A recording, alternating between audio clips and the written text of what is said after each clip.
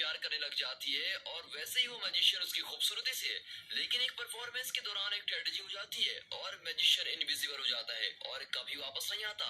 उसका यूं गायब होना लूसी को डिप्रेशन में लेके चला जाता है और कुछ रीजंस की वजह से उसको लगता है कि वो जल्दी उसके पास जरूर आएगा, क्योंकि उसके पास गायब होने की एबिलिटी है तो वापस आने की भी है। उसका डिप्रेशन हॉलुसिनेशन और डिल्यूजन में बदल जाता है जो उसको मेंटल असाइलम में डाल देता है। मैजिशियन को गायब होने के 9 महीने बाद लुइस प्रेग्नेंट हो जाती है, लेकिन ये बात किसी को पता नहीं है और बच्चे की डिलीवरी उसको खुद ही करनी पड़ती है। अब उस रात को उसका बच्चा होता है लेकिन वो भी इनविजिबल है और इस बच्चे का होना ये प्रूव करता है कि वो किसी डिल्यूजन में नहीं है।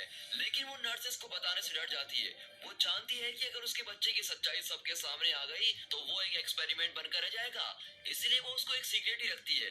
नर्सेस डेली उसको खाना और दवाइयां देने आती है, लेकिन उनको कभी भी इनविजिबल बच्चे का रूम में होना पता नहीं चलता। अब लुइस उसका नाम एंजल रखती है। वो उसकी बहुत केयर करती है और उसको नॉर्मल बच्चों की तरह ही बड़ा करती है। हम देखते हैं कि वो उसकी पेट थपथपाती है, उसको फीड देती है, उसको बोलना और खाना सिखाती है। जब वो थोड़ा बड़ा हो जाता है तो उसको चौक से दीवार पर लिखना सिखाती है। एंजल को लुइस के पुराने कपड़ों और शूज के साथ खेलना बहुत ही पसंद है। बस यही तरीका है जिससे वो खुद को मिरर में आधा देख सकता है। हर रात को लुइस उसको अपने बचपन की कहानियां सुनाती है, कैसे वो जंगल में कैबिन में रहते थे जो उसके पापा ने खरीदा था और छुट्टियों में वो ट्रेन से लेक पर जाते थे। वो लूसी की पूरी दुनिया में फेवरेट प्लेस है और वो ये उम्मीद रखती है कि उसका बेटा भी एक दिन वो जगह जरूर देख पाएगा। वो उसको स्विमिंग भी सिखाना चाहती है, लेकिन वो अपने बच्चे को बाहर ले जाने से डरती है। उसके बर्थडे पर लुइस ब्रेड की दोनों साइड पेजेस के रोल बनाकर जलाती है जिससे वो केक जैसा लगे। अब जैसे जैसे साल बीतते गए एंजल 10 साल का हो गया है, लेकिन अभी तक वो अपनी इनविजिबिलिटी से बाहर नहीं आया। और जैसे जैसे वो बड़ा हो रहा है वैसे वैसे उसको चीजों को जानने का इंटरेस्ट बढ़ता जा रहा है। अब एक शाम को चेयर पे चढ़कर खिड़की से बाहर पहली बार देखता है और जिंदगी में पहली बार वो अपनी एज की एक लड़की को उसके पेरेंट्स के साथ देखता है। वो लड़की स्टेयर से गिर जाती है और उसकी माँ उसको उठाती है। अब एंजल अपनी माँ के पास जाता है और उसको उस लड़की के बारे में बताता है और लुइस डर जाती है कि उसका बेटा बाहर की दुनिया को जानने के लिए उत्सुक हो रहा है। वो एंजल को बताती है कि तुम बाकी लोगों से अलग हो और दुनिया तुम्हें पसंद नहीं करेगी, इसीलिए उसको केयरफुल रहना पड़ेगा कि वो बाकी लोगों की नजरों के सामने ना आए। अब इन बातों का उस पर असर तो पड़ता है, लेकिन उस खूबसूरत लड़की के उसका इंटरेस्ट और बढ़ जाता है। वो बार बार उस लड़की को खिड़की से देखता है और वो लड़की पियानो पर वही दो कीज बार बार बजाती है। वो उसको सुनता रहता है जितना कि वो सुन सकता है और उम्मीद रखता है कि वो किसी न किसी दिन उससे जरूर मिलेगा। एक दिन एंजल अपनी मम्मी से पूछता है कि खुद को मिरर में देखने से क्या होता है। लुइस उसको बताती है कि मिरर में तुम खुद को और बेहतर देख सकते हो, जैसे कि तुम बाकी लोगों को देखते हो। अब लुइस को हमेशा ये उम्मीद रहती है कि उसका लवर उसकी और एंजल के पास एक दिन जरूर आएगा। इतने सालों के बाद भी लुइस ये उम्मीद लगाई है कि उसका लवर वापस आएगा। आप लोगों को क्या लगता है, वो वापस आएगा या नहीं? आप कमेंट्स में हमें जरूर बताइएगा। अब काफी सालों के इंतजार के बाद वो डीप डिप्रेशन में चली जाती है। वो आजकल काफी कम बात करती है। जब वो अपने बेटे को खुद से दूर रखती है तो वो बहुत अकेला हो जाता है और अपना पूरा दिन वो ड्राइंग करते हुए निकाल देता है। वो खूबसूरत लड़की उसको सीधे अपने गार्डन से देखती है और एंजल नर्वस हो जाता है और अपनी मम्मी के पास दौड़ते हुए आता है, लेकिन वो बिना कुछ कहे उससे मुंह फेर लेती है। बाद में नर्सेस आती हैं और वो वहाँ से बाहर जाती है और इसी बीच एंजल को बाहर जाने का मौका मिल जाता है। वो अपनी जिंदगी में पहली बार कोल्ड मार्बल की जगह ग्रास पर चलता है और थोड़ी देर बाद वो उस लड़की के बिल्कुल सामने आकर खड़ा हो जाता है जो झूले पर खेल रही होती है। वो लड़की उसको महसूस कर लेती है और उसको पास आने को बोलती है। अब एंजल हैरान रह जाता है और उससे पूछता है कि तुम मुझे देख सकती हो क्या? फिर उसे पता चलता है कि वो तो ब्लाइंड है और उसकी स्मेलिंग और टचिंग सेंस बहुत ही ज्यादा अच्छी है, इसलिए उसने उसको अपने पास महसूस कर लिया है। हमें लगता है कि हमारी लाइफ में इतनी प्रॉब्लम्स है, लेकिन जो लोग किसी डिसेबिलिटी का शिकार होते हैं वो भी अपनी जिंदगी खुशी खुशी जीते हैं। तो हमें भी अपनी लाइफ में ज्यादा स्ट्रेस नहीं लेना चाहिए। हम जो जी रहे हैं वही जिंदगी है। अब एंजल जिसने खुद को देखा ही नहीं था वो खुद की मौजूदगी को पहली बार महसूस करने लगा है। लड़की खुद को इंट्रोड्यूस करती है और अपना नाम मैडेलिन बताती है और उसके हाथों को टच करती है। वो थोड़ी देर बात करते हैं और वो नर्वस हो जाता है। मैडेलिन उसके जाने से पहले उसे प्रॉमिस करवाती है कि वो दोबारा इधर आएगा। अब मैडेलिन के ब्लाइंड होने की वजह से उसका कोई फ्रेंड नहीं है, इसलिए अपनी एज के लोगों से बात करना उसको अच्छा लगता है, जैसा कि एंजल को लगता है। वो नर्सेस के साथ रूम के अंदर आता है और अपनी मम्मी के साथ लेट जाता है। लुइस ने तो हंसना बोलना सब कुछ छोड़ दिया होता है। एंजल उसको बताता है कि उसकी एक गर्लफ्रेंड है, लेकिन वो कोई डेट नहीं करती।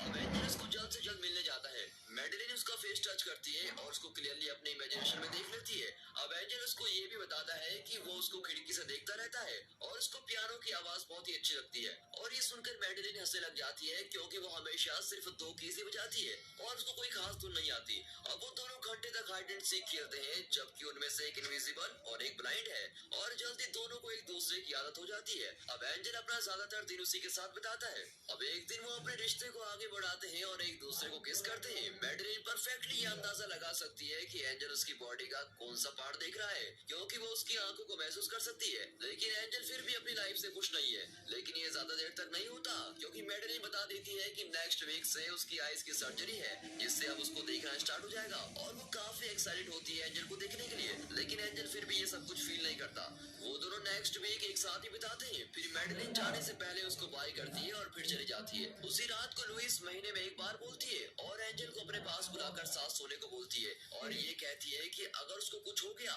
तो वो उस कैबिन में चला जाए जो जंगल में है। जब एंजल सुबह उठता है तो वो मर चुकी होती है और ये न्यूज उस बच्चे के लिए बहुत ही दर्दनाक होती है। जब तक नर्स रूम में आकर उसकी बॉडी को नहीं ले जाते, वो उसको देखता ही रहता है और नर्सेस वॉल से सब कुछ मिटा देती हैं जो भी उसने ड्राइंग की होती है। एक रूम ही था जिसको वो मैडेलिन के सिवा जानता था और वो भी चला गया। अब उसे लगता है कि मैडेलिन भी उससे हेट करेगी जब उसको सच का पता चलेगा। उसके पास कुछ नहीं है, इसलिए वो ट्रेन लेता है और उस लेक पर चला जाता है जो उसकी माँ ने उसको बताया था। और वो इमेजिन करता है कि मैडेलिन पानी से बाहर आती है, लेकिन ये देखकर वो बहुत ही उदास होता है। वो कोई और ट्रेन लेता है और जंगल में कैबिन में चला जाता है और वो उसकी विंडो तोड़कर अंदर जाता है। वो आसपास देखता है और सोफे में सोने से पहले इसको अपना घर कहता है। अब हफ्ते महीनों में बदल जाते हैं और महीने सालों में, और देखते देखते एंजल बड़ा हो जाता है। वो सालों से खुद से ही बात कर रहा है, लेकिन उसे ये उम्मीद है कि मैडेलिन उसको मिलने जरूर आएगी। और फाइनली एक दिन मैडेलिन कैबिन में आ जाती है और एंजल को लगता है कि वो सपना देख रहा है, लेकिन वो अपनी नजरें उससे नहीं हटाता। वो उसके सामने खड़ा है लेकिन मैडेलिन उसको देख नहीं पाती। फिर मैडेलिन 2 दिनों तक टाउन के आसपास एंजल के बारे में पूछती है और ये मालूम होता है कि जब से वो हॉस्पिटल से वापस आई है वो एंजल को तब से ढूंढ रही है। मैडेलिन को उसकी माँ के बारे में पता चलता है, लेकिन असाइलम के पास एंजल का कोई रिकॉर्ड नहीं है और इसीलिए वो लुइस के बारे में पता लगाती है और उसको उस कैबिन का पता चल जाता है। उसी दिन वो लुइस की कब्र पर जाती है और एंजल के लिए एक लेटर छोड़ देती है और उस लेटर में वो उसको अपने पास बुलाने को कहती है। अब एंजल उसको फॉलो करता है और उसी के साथ घर में चला जाता है। लेकिन मैडेलिन को फिर भी ये महसूस होता है कि वो उसको देख रहा है, जैसे कि कुछ सालों पहले उसको महसूस होता था। लेकिन उसको लगता है ये सच नहीं है। अब उसको एंजल के लिखे लेटर्स मिलते हैं जिनमें वो लिखता है कि वो भी उसको उतना ही मिस करता है जितना कि वो करती है, लेकिन वो उसको तभी मिलेगा अगर वो उसको प्रॉमिस करे कि वो अपनी आंख बंद रखेगी। और वो दोनों जंगल में मिलते हैं और प्रॉमिस के मुताबिक मैडेलिन की आईज बंद होती है और वो एक साथ घर वापस आते हैं और एक दूसरे के साथ लेट जाते हैं। मैडेलिन उसके फेस को महसूस करती है और उसके सेंट की खुशबू को सूंघती है और सब बातें याद करती है। उसका सेंट पहले से थोड़ा चेंज हो गया है, लेकिन फिर भी वो उसको पहचान लेती है। अब इतने सालों के बाद अचानक से मिलना उन लवर्स को बहुत गहराई तक प्यार में डुबा देता है। अब इस सीन में हम देखते हैं कि मैडेलिन की आंखों में पट्टी बंधी हुई है और वो एंजल के साथ बेड पर है। एंजल उसको पूछता है कि उसको कैसा लगा था जब उसने सब चीजों को पहली बार देखा था, तो मैडेलिन कहती है कि वो तो एक अजीब सा एक्सपीरियंस था। अगले वीक तक दोनों एक साथ अपनी जन्नत जैसी दुनिया में रहते हैं। मैडेलिन के माइंड में काफी सवाल हैं, लेकिन कभी उसने उस पर गौर नहीं किया और वो अपने बचपन के बारे में, अपने टीनेज के बारे में और कैसे वो एक दूसरे को प्यार करने लगे ये सब बातें करते हैं और दूसरी बार फिर से एक दूसरे को प्यार करने लग जाते हैं। फिर एंजल उसको लेक पर लेके जाता है जो उसकी काफी सालों से फेवरेट प्लेस होती है और मैडेलिन अपनी आंखों से पट्टी हटाती है और नजारे को देखती है, लेकिन असल में वो अपने बॉयफ्रेंड का फेस देखना चाहती है। और एंजल उसको नेक पर किस करता है और कहता है कि आज रात वो खुद को उसके सामने लेके आ जाएगा। और रात हो जाती है। एंजल अपने सर पर चादर ओढ़े रूम में है। मैडेलिन ने उसको प्रॉमिस किया है कि वो जैसे भी दिखता है वो उसको प्यार करेगी, लेकिन जब वो चादर उठाती है तो वो बिल्कुल ही शॉक हो जाती है। लेकिन फिर एंजल उसको सब कुछ बता देता है, लेकिन मैडेलिन के लिए ये सब सुनना बहुत ही मुश्किल होता है। वो बिल्कुल टूट जाती है। वेल दोस्तों, अगर आप मैडेलिन की जगह होते तो क्या करते? और एंजल को लगता है कि वो दुनिया का सबसे बुरा इंसान है। वो देखता है कि वो सुबह तक जमीन पर रोती रहती है और जब वो सो जाती है तो उसके ऊपर कम्बल डाल देता है।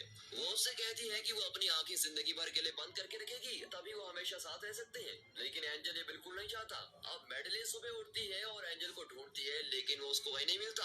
अब उसको एक नोट मिलता है जिसमें लिखा होता है कि वो हमेशा के लिए उसको छोड़ के जा रहा है और कहता है कि वो मैडेलिन को हमेशा ऐसा ही प्यार करता रहेगा। अब मैडेलिन ये पढ़कर बहुत रोती है और फाइनली अपने बैग पैक करके यहाँ से जाने के लिए रेडी हो जाती है, लेकिन तभी वो अपने चेस्ट पर कुछ फील करती है और न जाने तभी उसको क्या एहसास होता है कि एंजल कहाँ है।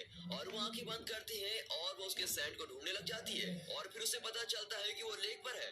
अब इस सीन में हम देखते हैं कि मैडेलिन लेक के किनारे पर है और वो उसको बुलाती है। वो उसके सैंड की स्मेल से जानती है कि एंजल उसके आसपास ही है, लेकिन एंजल उससे बात नहीं करता। अब एकदम पानी की आवाज आती है और एंजल एक्सीडेंटली लेक में गिर जाता है, लेकिन उसको स्विमिंग भी नहीं आती और मैडेलिन उसके पीछे लेक में जंप कर देती है, जबकि वो उसको देख भी नहीं पाती और पागलों की तरह उसको ढूंढ रही होती है। लेकिन जब वो पानी में बुलबुले देखती वक्त वो उसको किनारे पे लेके आती है और उसको होश में लाने के बाद सीपीआर देती है और मैडेलिन कहती है कि अब ये मिस्ट्री खत्म हो चुकी है और इस पल के बाद से वो हमेशा एक साथ रहेंगे।